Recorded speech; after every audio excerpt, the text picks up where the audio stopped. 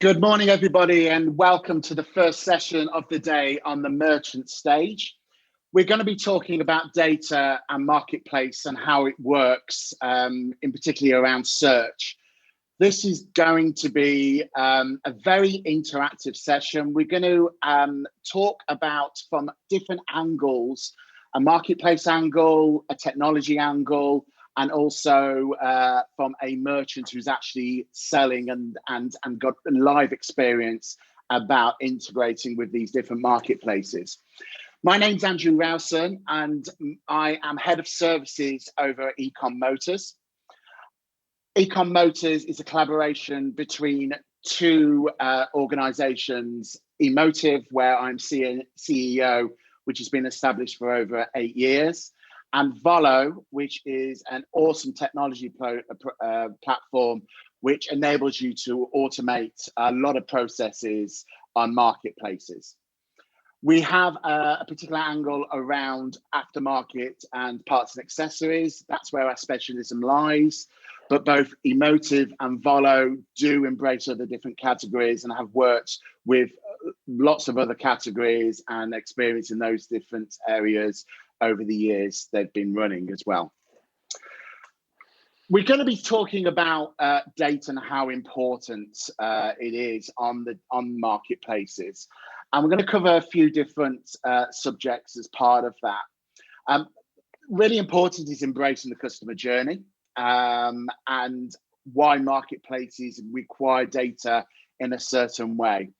We're also going to touch on how you can gain the competitive advantage during that journey. And then there's some tools at your disposal, both on marketplaces and third-party tools, which we're going to touch on and discuss as part of that. And then we'll summarize the session at the end. Now, this is important that it is an interactive session, and it is important that you do ask questions. These specialists, this lineup here, as you can see on the slides, are here to answer any questions you've got around data, marketplaces, and how you can gain that competitive edge as well. So we will be asking questions to these experts as we go through the session. And at the end, we'll have a bit of a wash up and ask any questions that you have posed to us during the session. So let me introduce our awesome panel today. So let's start with the good looking guy on the left, Alex. If you want to kind of tell everybody about yourself and OnBuy. Sure. Yeah. So I'm Alex. Nice to meet everyone. Obviously, whether it's live or watching on the record. But I've been with OnBuy for just over 4 years now. So near the inception of our growth, when it was a really small team trying to tackle the world and tackle the giants, to sort of where we are now as a marketplace. I've worn many different hats over the years. Predominantly, it's been seller orientated, so it's onboarding sellers, it's the account management side of things. But now I'm working with our largest brands, our largest retailers, helping them on board to our platform and make the most of them. So yeah, it's good to be here. Thanks for having me. Thanks, Alex, and thank you for that summary of your journey. That then brings to our next panelist. So we've got Scott Bagnall, who is head of product over at Volo. Scott, do you want to tell us a little bit about yourself and Volo as well? Yep, thank you. Cheers, Andrew. So as Scott Bagnall, as Andrew said, product owner at Volo Commerce. Been in the business about 5.5 years now, but I've been in the industry 12, 13 years, something like that. Working for Volo Commerce is great. It's a brilliant tool. It's a sort of one-stop shop for all your e-commerce needs. It deals with purchase ordering, orders, listing, multi-channel reporting, all of that. Keeps us on our toes, but thoroughly enjoying it. Great, thanks Scott for that. And then that leads us to our last panelist, who's probably the most important from a viewpoint because Ilka's a seller and has been doing that for many years on marketplaces. And we're going to be gaining his experience and journey as part of this. So Ilka, do you want to tell the audience a little bit about you, a little bit about your business? That would be great. Hi everyone, my name is Ilka. I am founder and managing director of Inspa Auto Spare Parts. Inspa has been founded in 2015. So last 5 to 6 years, we are selling aftermarket auto spare parts on online marketplaces, especially in eBay and Amazon. That's it for me. Thank you, Ilka. Fantastic. So we're going to go and we're going to talk about marketplaces, data, and success as part of this discussion. As I mentioned, it is interactive. So please ask questions as we go through. And as we cover a number of different subjects, we will ask those questions before we move on to the next subject as well. So let's kick off and talk about the biggest part, and this is the most important part, is embracing the marketplace customer journey. From experience, the journey on marketplaces is very different to a website journey. And how that works is websites, as you well know, you've got to attract customers to the website. So you use things such as referrals, Google AdWords, social media. But that involves an upfront cost, and that's either cost per click or some of them offer cost per acquisition. But you do need to put marketing funds aside to actually make that happen. Marketplace is totally different. They come with a customer base out of the box, as you well know. So it's not about attracting customers to the marketplace like it is attracting customers to your website. It's about attracting customers to your listing so they click onto it and then commit to purchase. On different marketplaces, they do that in different ways, as you well know. Amazon, on buy do that with regards to one listing, buy box, that sort of journey. eBay do that where you've got many different listings and it's all about attracting people on the search results on that.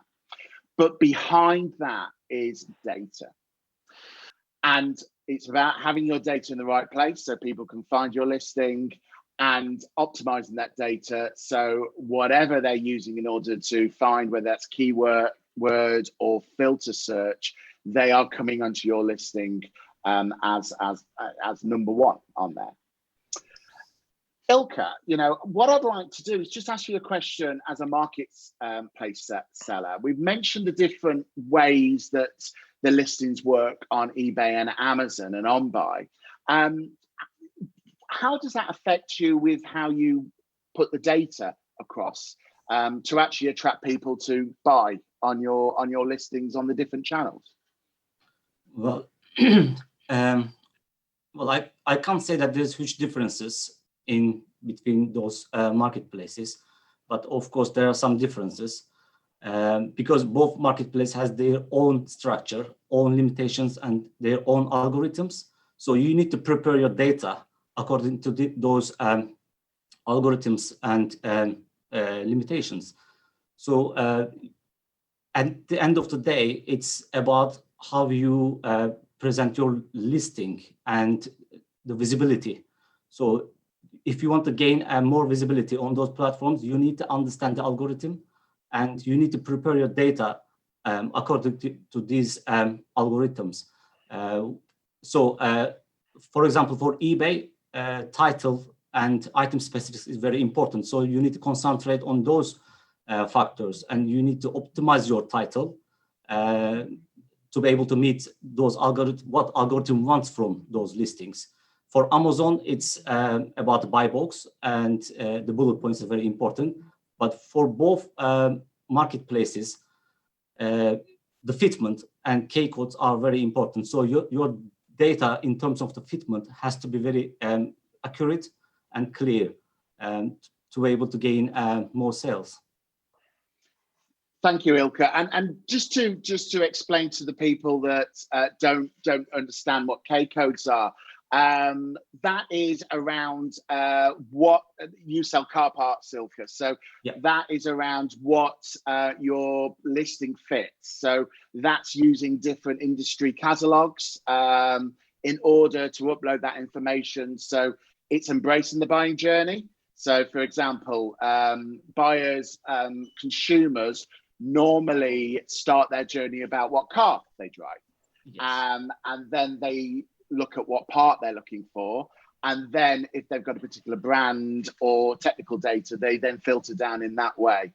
And in order to put the K-type codes or KBA codes on Amazon or other different fitments, NVL on eBay, it is important to have that data attached to the listing.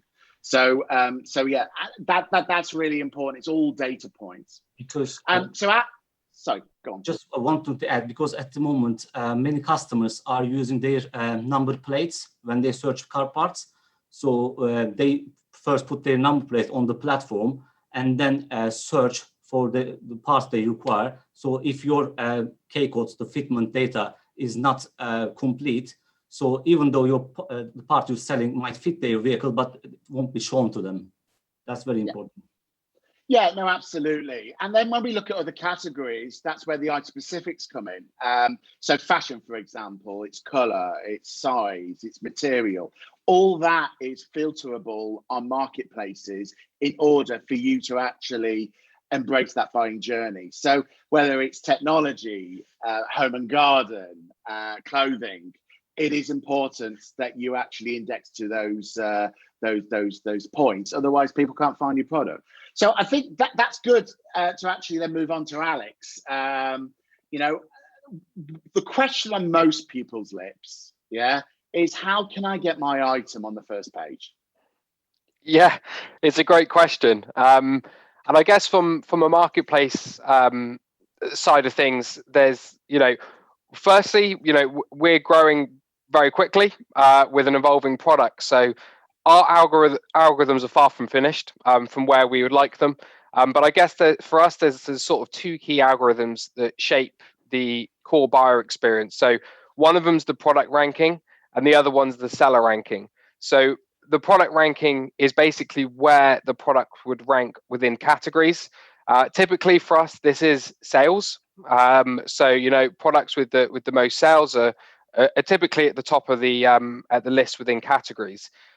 Although what we have learned in our earlier days that you can't rely solely on sales, and there's things you need to consider like trending products and relevancy as well. So that can be seasonal products. So I guess if you think about products that are selling well at Christmas, you might have Christmas themed T-shirts. These kind of products need to be at the top of results in the categories around Christmas time, but as soon as that season's over, they need to disappear.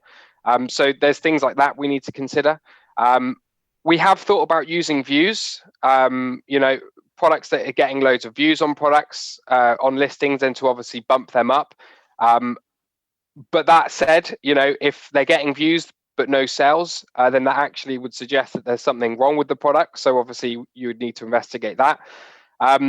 But we're at a stage now where we're upgrading our algorithm to support things like content weighting, SEO value, and higher conversion rates for products with better content. So things like that are to come with us.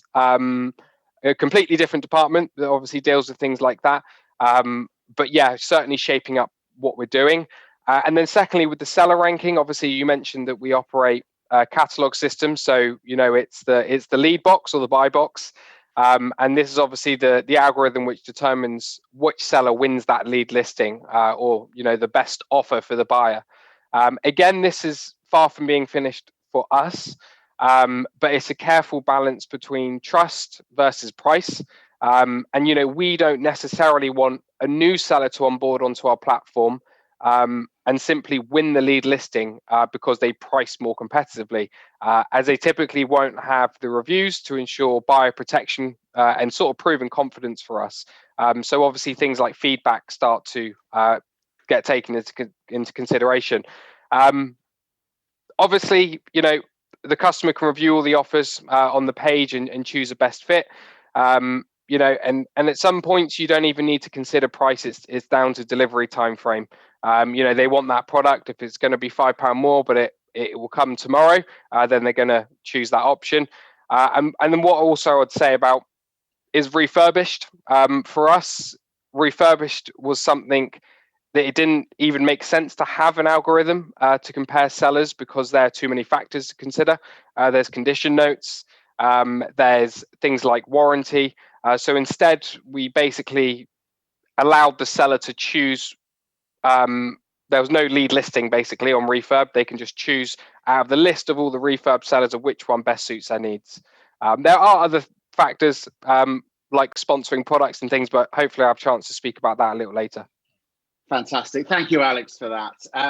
Time's moving on. So we've got a few different subjects that we've got to cover off. One last thing I want to discuss on this point is that all of this seems a lot of work. We've talked about data, item specifics, managing the buy box, listing on eBay, Amazon, OnBuy. Scott, what can we do in order to try and remove a lot of the repetitive processes? Yes. Yeah. So it's basically using systems in place to try and automate as much of that as possible. So if, for example, you have a system that handles the stock for you so that you don't have to worry about that. You don't have to worry about overselling. You know that everything that you've got in your warehouse is going to be sold. It can free up your staff to deal with these sorts of things because, as you quite rightly said, it is a lot of work. There's a lot of different SEO requirements across the board, and to sell well, they all have to be absolutely perfect. And obviously the data is not static either. So it's, as Alex touched on there, it's seasonality, your keywords change.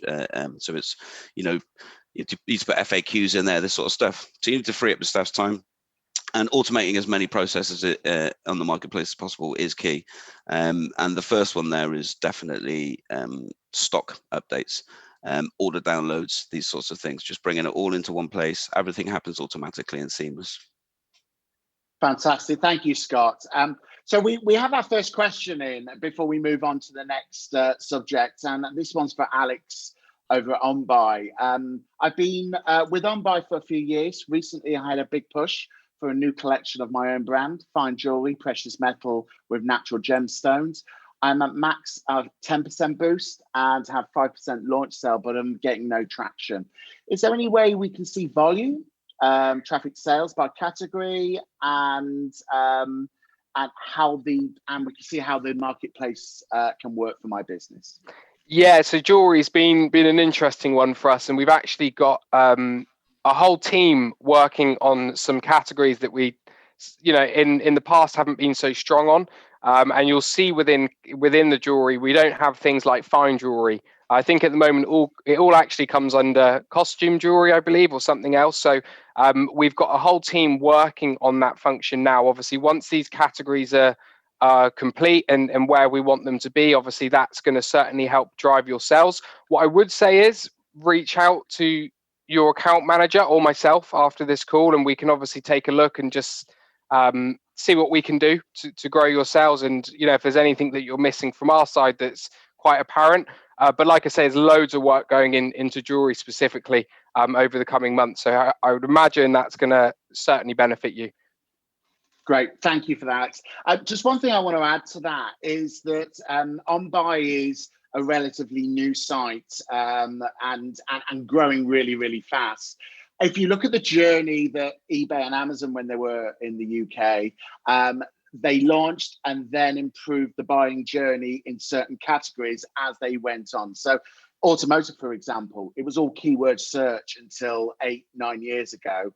And then it was using catalogs in order to improve the buying journey. The same with jewelry, fine jewelry, the same with other categories such as fashion. One thing I have to add, and from experience, is that those people that sell and embrace the marketplace from early doors get a footing in there and they grow with the marketplace. So don't be put off by all these changes. Embrace them in order to grow with the marketplace. That's what I'd like to just add to that as well. So thank you, Alex, for that question. So moving on to our next area. What do the marketplaces require and why. I'm going to go back to Alex now on this one. So tell us a little bit about marketplace listing data requirements and on-buy, and why do you have them in place? You know, is it case of trying to put barriers in place for sellers, or is there a real reason why you put those requirements in place, Alex? Yeah, I mean, the basic requirements, titles, descriptions, images. When you look at clothing, color, and things like that. Big one for us is barcodes. Obviously, being a catalog system, most products will require these. Ultimately, the more data, the better, and it shapes the customer journey. If you walked into a shop and you saw a jumper, you could see the price of this jumper. It was locked away in a plastic container, so you couldn't feel it, hold it. Can you put this in the tumble dryer? All of these kind of things. If you don't have that kind of information, then you're unlikely to purchase that product. So, it's typically the biggest hurdle that we've found over the years is sellers having this data to hand that they can just say, look, here you go, let's use that. So we know it's an issue to obviously get some of this from certain sellers. But we can't stress enough that providing as much as possible, like you were saying earlier with home and garden. What finish is it? What does this wood feel like? And what does it compare to? And all of these kind of things. It drives search. It answers customers' questions. It allows customers, like you said, Andrew, to filter and find products through. Is this product made of wool? Whatever it may be. And customers can also compare them to similar products as well. And what I would say is things like unique content, if it's an own brand, not duplicating it over Amazon, eBay, own website, things like that can also be quite a big factor as well.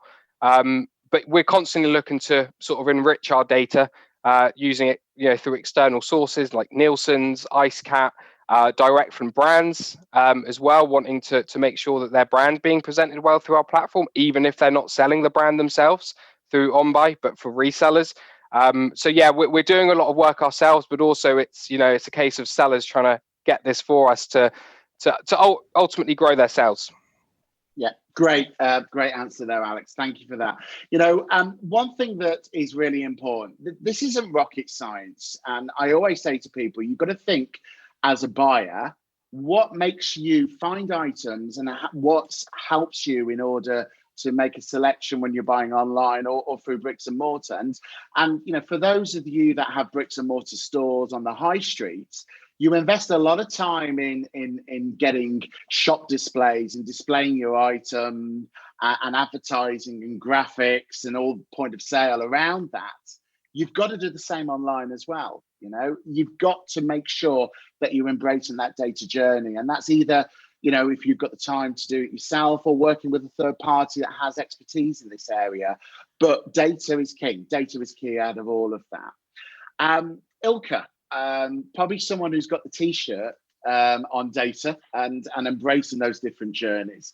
Have you got any tricks or cheats you want to share with us that you've learned over the years? Okay, good question. I can say about the titles, for example, on eBay. So eBay algorithm has a system that it looks at the first 4 or 5 words on the title. So you need to know this, and you need to think about you are a buyer, as you said. When you search a product on the marketplace, what keywords would you use to look for this item, and then define these keywords and use them in the first 4 or 5 words, and then leave the least important ones at the end. So that makes your title be optimized and it increases your visibility. I can say one trick. This is very important. And another thing I can mention about item specific, as I said. So the platforms likes to fill all the boxes. So even some item specific doesn't fit your product, you should still fill them. You should say no or not applicable or other, or say something. You need to just fill the boxes. As much as the box you fill, So this algorithm is going to see that you use most of its the part, and then it will increase your visibility. Another thing is images. Again, you need to use as much as images on the system. So one image is going to reduce your visibility. So try to fill all the image boxes. And even though you can make some, even if you don't have many images, just make small variations on the images and then use them. Fantastic. Thank you for that, Ilka. On all of this, that information is all out there, and we understand what a gold standard listing, whether it's on buy, eBay, Amazon, Cdiscount, Walmart, wherever you're selling, there is advice. And if you look through the help and support pages, it will tell you what a good listing looks like. What you've got to do is work your way back. So you look at the data you've got, and that good listing requirement never changes. You've got to enhance and meet that gap with regards to that in order to actually be successful on those marketplaces. I'll give you an example of that. We worked with eBay on a project to add item specifics, and we saw a 30% increase on sales on the ones that we actually enhanced and added all the recommended and compulsory item specifics on those listings. So it does work, and it shows that the marketplace are pushing buyers to those listings once you embrace those different elements. Scott, again, this does seem a lot to take in, and OnBuy has its requirements, eBay has its requirements. Just give us some tricks and cheats on how you can ensure that sellers aren't tied up in process and working on their business. Yeah, of course. So there's every time you connect to a new marketplace, you take on responsibilities to ensure that your products are selling on that marketplace and that the customers are getting a good experience. So like I touched on before, stock control is a very important one. If it's in your warehouse, it needs to be sold, it needs to be available for people to buy, and it needs to be available across all marketplaces. Obviously, you've got to deal with orders as well. So you need to have your orders downloaded into one place. Good reason to have a system to do that. Otherwise, you have to train your staff on how to use the back ends of multiple different marketplaces. Obviously, order update to protect your metrics as well. So as soon as a label is printed, you just need to have that automatically tracking number and service automatically sent up to marketplaces. You have to deal with your returns and cancellations as well. So there's something to take on board. Product listing and updates, as we touched on before, it's very important that the data is correct and you're constantly updating it as often as you can to keep it, in season. And then something that people forget about as well, customer service. So one place to choose for your customer service team to go to. And obviously every new marketplace you go to, you're going to increase the amount of questions you get and the amount of emails you have to answer. And then to wrap it all up, really, the automation of as much of that as possible to protect your metrics. So like I said, your shipping updates, your stock updates, and your questions answered. If this is all as automated as it possibly can be, then you are going to protect your metrics. You're going to have good seller metrics. You're going to be, the search algorithms are going to put your products above others because they know that the customers on that marketplace are going to get a good service with you. Great, thanks, Scott. And actually, you've touched on a few good subjects there around metrics, which we'll go a little bit more deeper into as part of the next subject. Got a couple of good questions. Keep the questions coming. Again, it's important that you guys get what you out of this session. And while we've got these people stuck in these squares, we'll ask them these questions. So actually, this is probably for everybody. If we could just spend probably a minute just answering this one. Is refreshing listing data regularly important for visibility? So Ilka, as a merchant selling, give us your experience on this one. Can you just repeat the question? Sorry. Yeah, of course. Is refreshing listing data regularly important to visibility? Yes. Well, of course, especially in our business sector, that it's very important because let's say you put the fitment data on the system, and on that year, let's say you prepared this listing in 2018, but after 2019 and 20, the same version of the vehicles is being produced, so that fitment extended. So you need to keep this and refresh the listings, and you need to make them more visible.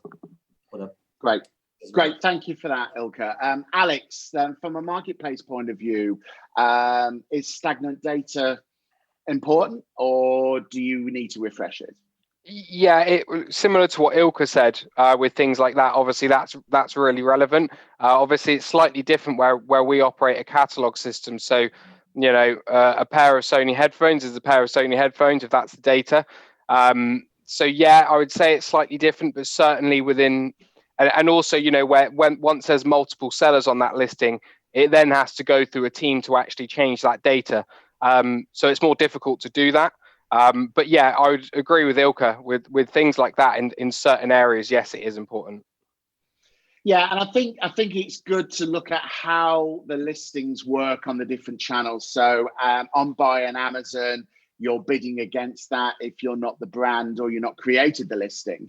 Yeah. So you don't have control of that data as much. On eBay, you have very much control of that data. And one thing, eBay gives reports on when and how much an item's been looked at, how many times it's been purchased, and whether it's a stagnant listing. One thing I would recommend with eBay is you do need to embrace those item specifics, but if the listing hasn't sold for a period of time, end it and relist it with the new data. eBay will naturally boost the item on the site if it's a new listing, and then you can see the result from that work that you put in with the new data as well. And similar marketplaces are like that, and I would do the same with that as well. We've got one more question, and it'll be good. Maybe Scott takes this one. I might be able to give some insight in this one. Is there any advice to Amazon algorithms? What is the most important element of Amazon algorithms? So, Scott, if you could give your insights on that one. Yeah, like all of this information is readily available. I think a lot of people think SEO and SEM are some sort of dark art, and there's a lot of smoke and mirrors behind it.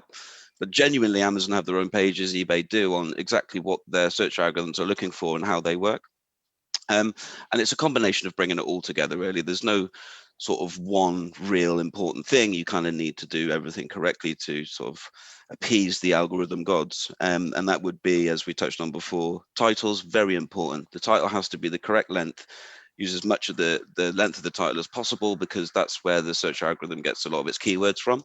And it has to be constructed in the right way. So I know the eBay search algorithm wants, brand, product, color, like it wants it in a certain way, and that's how it's going to try and understand what you're searching for, and that's based off of what people actually search.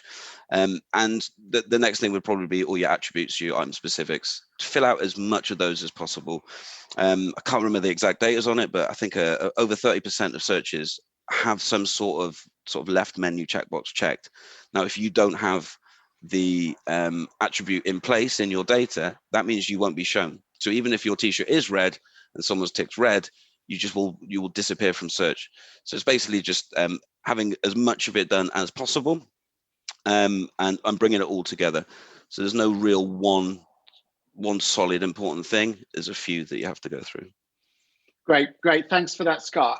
What I'll add from an Amazon point of view, it is all about, if you're not owning the listing and you're bidding on the listing, as we all know, it's all about winning that buy box. And there are a number of things that do affect that. Price is important, but it isn't the be all and end all.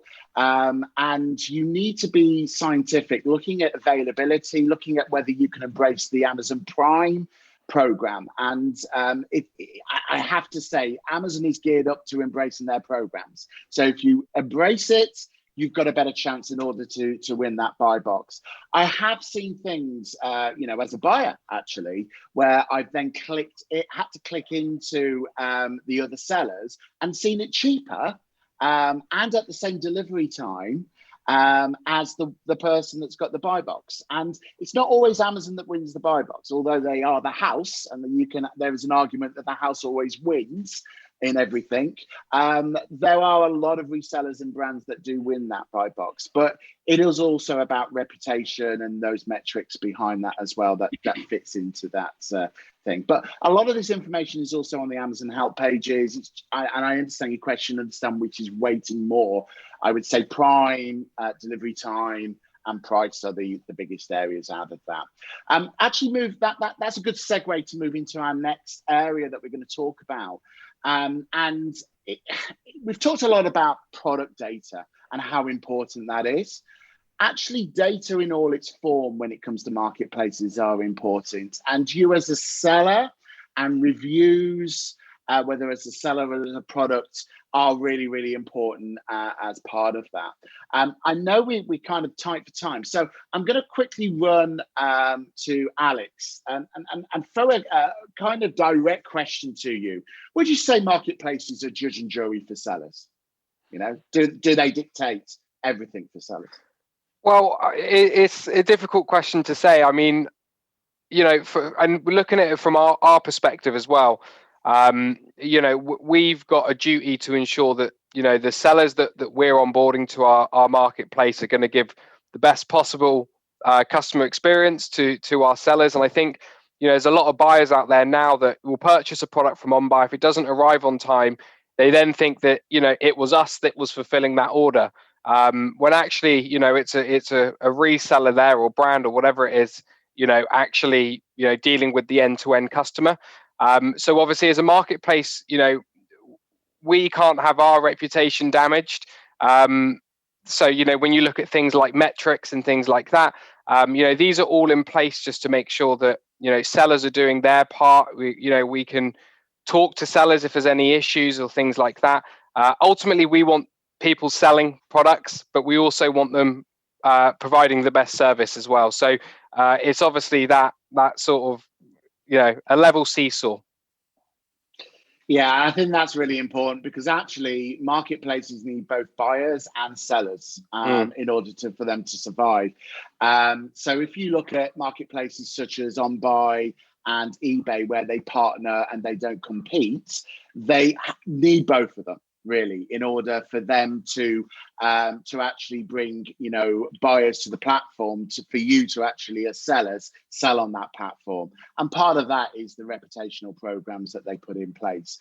Amazon, slightly different, where they've got their retail arm and they've also got their marketplace arm. And as you know, as sellers, you are either kind of, you know, you trigger one of those metrics and that's it, you're in suspension land, or they do start to work with you, depending on, you know, on how they look at the different programs as things start to develop with them as well. But the important thing is as a seller that you run to those metrics and don't go in a gray area in order to risk that metrics. Ilka, would you agree with that? And how can you make sure that you embrace those different metrics in order to provide that great selling data in order to get your products on the first page? Yes, totally agree. And well, in this aspect, customer service is very important as well. So what we do, we put ourselves into our customers' shoes, and we think that when we purchase something on online marketplaces, we treat our customers how we want to or expect to be treated. That's one thing, and it's very important. And another thing in the competitive advantage is your promises and delivering on time. So you keep your promise and deliver on time. Most of our products has a 24-hour service, so it's mostly delivered next day, which is very important for a seller because that's increased your buyers to come back to you. And another thing is the reputation. What we do, we mainly source directly from the manufacturers. So we don't source products from manufacturers that we haven't seen or visited their factory and see their production process and their quality or ISO standards. So that gives us an opportunity to sell good quality parts and in providing a great service to our customers. We also give 24-hour months warranty on all our products, which is very important for our customers. And another thing I can mention about the pricing. So because of those factors, we have we are very competitive in the market, and we have a power to source our products directly from manufacturers at a lower cost. And this reflects to our pricing, and we can offer competitive pricing to our customers. However, that doesn't mean that we have to be the cheapest on the market. This is not always the case. There are many products, all has different quality aspects, and it's all about how you present your products on the marketplaces and how visible you are. So you can sell your products in higher price than your competitors if you have a good data, good listing, and excellent customer service. Yeah, there's some really good points there, Ilka. Thank you for that. And I would also say, as much as you automate things, it allows you to decrease your overheads, which then means you can reinvest that with the different promotion aspects you've got there. Just quickly here, Scott, we talked about automation, but we also talked about reporting and being able to make decisions fast. Ilka touched on the reporting, and then profit as well. That's one thing that's really important, understanding your profitability with all your fees. Just talk for about a minute on how the different tools out there that can actually help you with that, Scott. Yeah, so it's super important reporting, right? It ensures that you can seem very busy in your business, but if you're not making the margin, you're busy for no apparent reason. And it's something that you really have to take advantage of and look at. And reporting on orders, right, so you can understand your margin is very important, but you should also report on other things like your listings, your stock, your SEO, and also the time as well, on the time it's taken you to do stuff. Having a good BI tool in the back end of any system is absolutely crucial to any business. A lot of businesses will just sort of say, well, I averagely make 20% margin, which is not great, because the top 10 selling products that you have, you might be making nothing on. So you're paying a lot of money for a lot of people running around doing a lot of things for very little return. And then you sell a few items that give you great margin and it balances it out. So it's a super important part of e-commerce, and everyone always thinks of it as an afterthought, I think, but it needs to be at the forefront of your thinking. Great, thanks, Scott, for that. So moving on to our next subject, which is tools. So Alex, marketplaces want you to succeed. They don't exist without people selling products. So tell us how you, as a marketplace, provide tools to sellers in order for them to succeed. Yeah, sure. So, sellers are used to using tools through Amazon, through eBay, to get their products noticed. And, this is especially evident when a seller is trying to establish a brand through another platform. They haven't yet built up any ranking or feedback or anything like that. As a marketplace becomes more saturated, more competition, you need to start using these tools or from the get-go to obviously get noticed. And the biggest thing we have is sellers that have an established eBay, Amazon storefront, established products. It doesn't mean that it's going to mean immediate success through another platform. So obviously we encourage people to use the tools that we have to sort of start building that organic ranking of your products and building those products through our marketplace. So we have the Boost, which is similar to sponsored listings for you to sponsor your products, a percentage, and it's a cost per acquisition. So you'd set a boost fee from 1% through to 10%. The more aggressive the percentage, the more aggressive the marketing, but ultimately that will boost your products to the top of search results. And the idea being is that you start to build sales, your products start to index better, and then you typically see people then switch Boost off.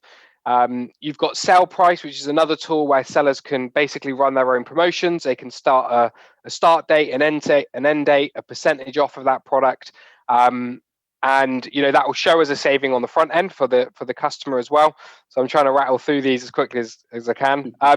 And yeah, I would say sort of embrace these, stack the promotions. We have our own promotions as well that we run through Black Friday, Christmas, Cyber Monday.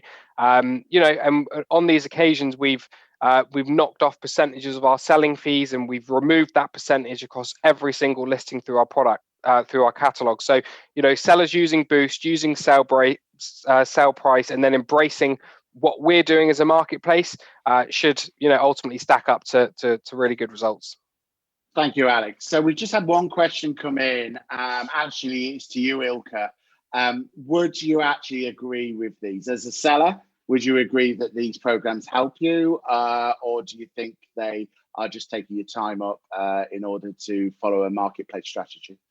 Well, totally agree. Automation is a must in our business.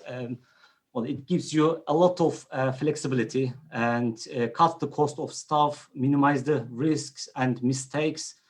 And as a manager, it gives you more time to concentrate on other managerial tasks. Then that leads more profitable and healthy business. Data is a key. If you have the right data, you better optimize your listings and you make better sales. With the correct and on-time reports with these automation systems, and you control your business better. And basically, as I said, the most important things are data, optimization, automation, customer service, and obviously promotions. Fantastic. Thank you for Ilka. So if I was to summarize everything from this conversation, from this panel, I would, if we go to the next slide, thank you. I would say that the three main key points here is, this isn't rocket science. You need to think as a buyer when you're working data or working within your business. So you've got to find the products. So that means content needs to be there. It needs to be indexed to the filters, item specifics, title needs to be optimized. Although keyword search isn't the biggest driver in today's marketplace world, but when someone looks at the listing and I see something that's not relevant, I wouldn't necessarily buy on that. Reviews, both as a seller and also on product reviews. As a buyer, I wouldn't buy anything less than 4 stars on Amazon, for example. And the reviews are very similar on other different marketplaces. You need to embrace programs and information that is on the marketplaces. I have had so many conversations with sellers when the seller releases come out and you've got to change your data. And they look at that and think, oh, it's another job I've got to do. But actually, the bonus of working on marketplaces, they come with customers out the box. And you do need to embrace that journey. Otherwise, you'll see a drop in your sales. You'll see things where you're not getting visibility on search. So don't fight it, embrace it. And there's people out there that can help that. That's marketplaces, that's third parties like ourselves, systems that will automate it. So don't fight it. And then data is key. Data is key out of all of this. And data drives search, data drives whether you're a good seller or whether you're a poor seller. And as technology advances, that data becomes more apparent, such as shipping. Amazon, eBay, OnBuy knows exactly when you've dispatched, where you've dispatched it from, where it's going to, how long it's taking. That data is there. And it is really, really, really important that you're embracing that when you're launching the listings. If you say the item is in the UK and it's dispatched from Italy, Amazon, eBay, OnBuy will know that because the tracking will say that. So that brings me to wrap up. And I'd like to thank our panelists, Alex over at OnBuy. Thank you very much for your insights there.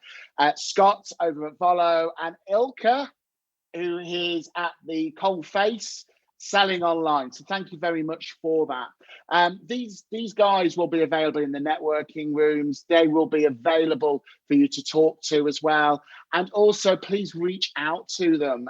We will share on this slide deck afterwards, and there'll be some email addresses there for you to reach out and talk to these guys directly if we haven't had a chance to talk about your subject, or you'd like to delve a little bit more into some of the subjects that we've covered on this panel discussion.